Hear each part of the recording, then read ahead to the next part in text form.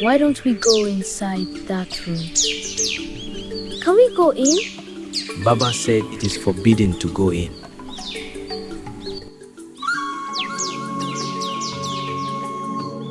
I was 7 years old when I discovered the room I was never supposed to enter.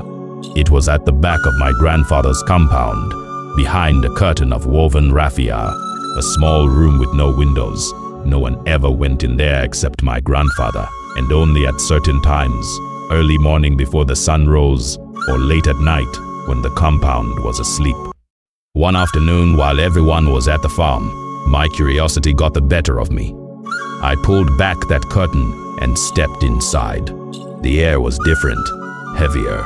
It smelled of herbs, of old wood, of something I could not name. And there, on a raised platform, covered in white cloth, were objects I had never seen before. Strange carvings, clay pots, beads, feathers, things that seemed ordinary but felt powerful. Before I could touch anything, my grandfather's voice cut through the silence.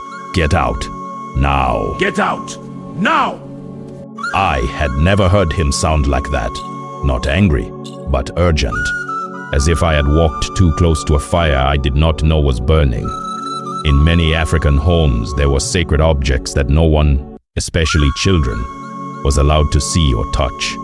They were kept hidden, protected, respected, and our elders had very good reasons for this. Come closer. Let me tell you why. This practice, keeping sacred objects hidden, is not unique to one tribe or one family. It is found across the African continent, from the Yoruba shrines in Nigeria to the ancestral altars of the Akan in Ghana, from the sacred huts of the Zulu in South Africa to the spirit houses of the Kikuyu in Kenya. Everywhere, in homes where tradition was honored, there were certain objects that were not for public view, not for casual handling, not for the eyes of strangers, or even for all members of the family. These objects were not decorations. They were not curiosities. They were tools of connection, bridges between the physical world and the spiritual world. Objects that had been consecrated, prayed over, used in rituals. Objects that carried the presence of ancestors, of spirits, of divine forces. In traditional African life, the spiritual and the physical were not separate. They were interwoven, and just as you would not leave valuable things lying around where anyone could take them, you did not leave sacred objects exposed where they could be mishandled, disrespected, or worse, stolen by those who did not understand their power. Our elders knew that sacred things require sacred care. That power must be protected. That not everyone is ready to handle what they do not yet understand. Now let me tell you why these objects were kept hidden. There are 3 reasons woven together like threads in a basket: spiritual, cultural, and practical. First, the spiritual reason. In African spirituality, sacred objects are not just symbols, they are vessels. They hold spiritual energy. They have been activated through rituals, through prayers, through offerings. They are inhabited by the presence of ancestors or spirits who have agreed to work with the family. Our elders taught us that these objects are alive in a way that ordinary things are not. A wooden carving that has been consecrated is no longer just wood. It is a dwelling place for a spiritual force. A clay pot that has received libation is no longer just clay. It is a container of blessings. When you keep these objects hidden, you are protecting them. You are ensuring that only those who understand their power, who know how to approach them properly, can interact with them. Because here is what our elders knew. Spiritual power is neutral.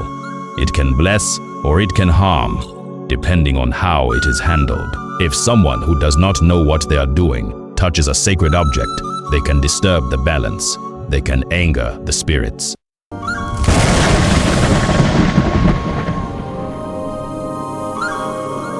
They can bring confusion or misfortune upon themselves or the entire household. It is like electricity. Electricity can light your home, cook your food, power your life. But if you do not know how to handle it, if you touch the wrong wire with wet hands, it can kill you. Sacred objects carry power, and power must be respected. Second, the cultural reason. Beyond the spiritual, there is also a cultural understanding. Keeping sacred objects hidden teaches discipline and respect. In African culture, not everything is for everyone. There are levels of knowledge, levels of initiation, levels of responsibility. A child does not have the same access as an adult. An outsider does not have the same access as a family member. A person who has not been trained does not have the same access as a priest or elder. When we keep sacred objects hidden, we are teaching children that some things are earned, not given freely. That respect means recognizing boundaries. That not all knowledge is meant to be accessed immediately. This creates order. This creates reverence. This ensures that when a young person is finally allowed to see those objects, to learn their meanings, to participate in the rituals, they understand the weight of what they are receiving. Third, the practical reason. And then there is the practical side. The side rooted in safety and survival. In the old days, not everyone who entered your home had good intentions. There were jealous neighbors, enemies, people who practiced harmful magic. If they saw your family's sacred objects, they could learn your secrets.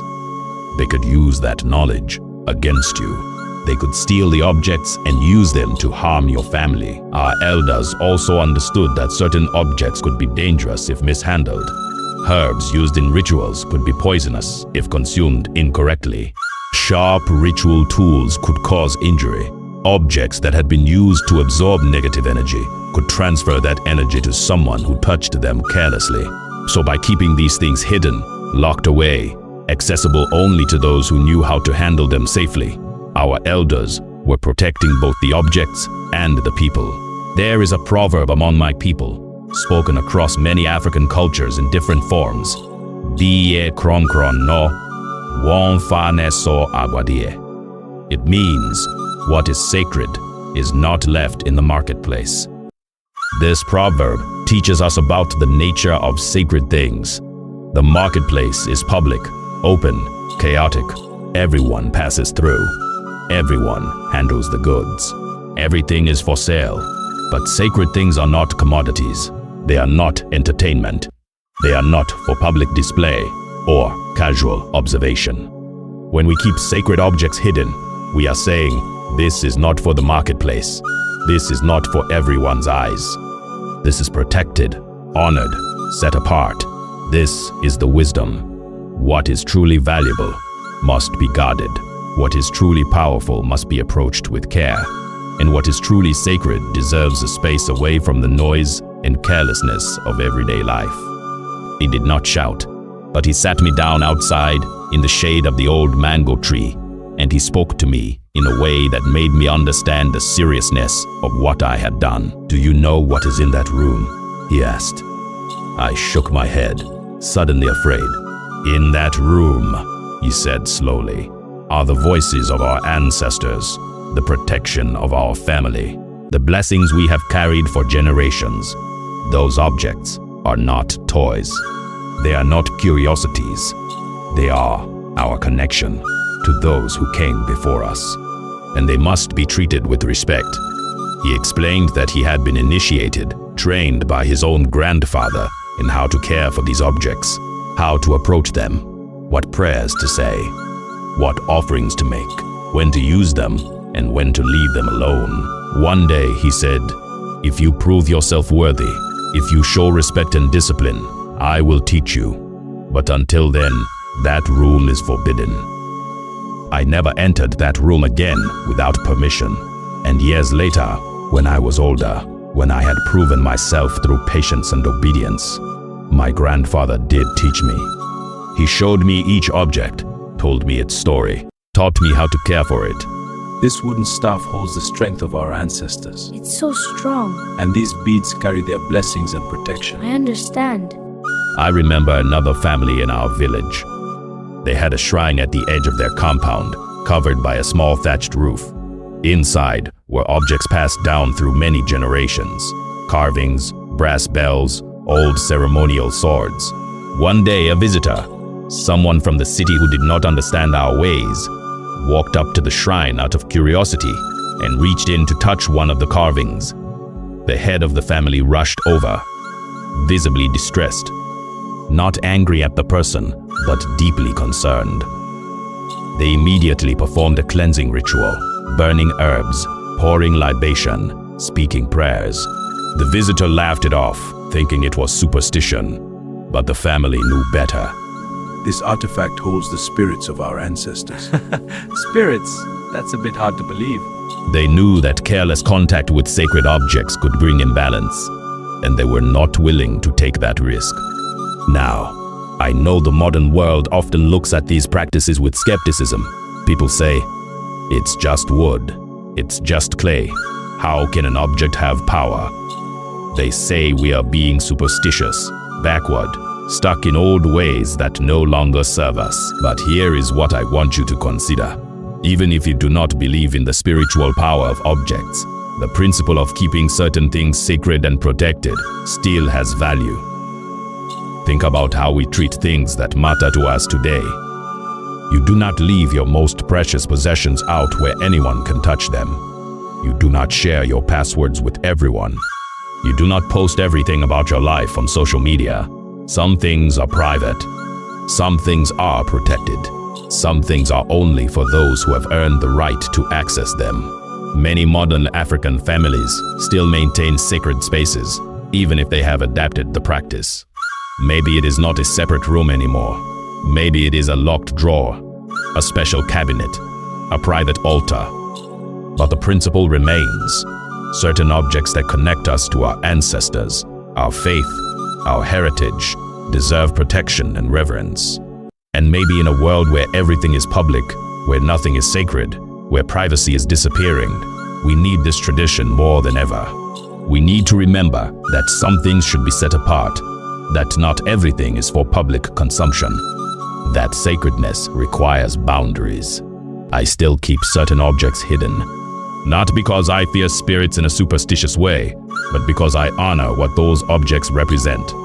They connect me to my grandfather, to my ancestors, to a lineage that stretches back further than I can trace. When I look at them in private moments, when I light a candle and speak to those who have gone before me, I am participating in something ancient, something that has sustained my family through colonization, through slavery, through hardship, something that kept us whole when the world tried to break us apart. And I believe that these objects, whether they carry literal spiritual power or symbolic emotional power, deserve to be protected. They deserve respect. They deserve to be kept away from careless hands and skeptical eyes. Because once you expose everything, once you make everything public, once you lose the sense that some things are sacred, you lose something essential. You lose reverence. You lose mystery. You lose the understanding that life is deeper than what we can see and explain. So now I ask you, did your family keep sacred objects hidden? Were there rooms or spaces in your home you were not allowed to enter? And here is my second question. Do you think this tradition is outdated, or does it still have value in the modern world? Tell me your story. Tell me your culture. Tell me if you ever entered a forbidden space and what happened when you did. And if this story made you think about what you hold sacred, about what deserves protection in your own life, then stay with us. Follow Roots of Africa, where we honor the old ways, where we protect what is sacred, and where we remember that some things should never be left in the marketplace. May you always know what is sacred in your life. May you have the wisdom to protect it, and may you treat the sacred things of others with the respect they deserve.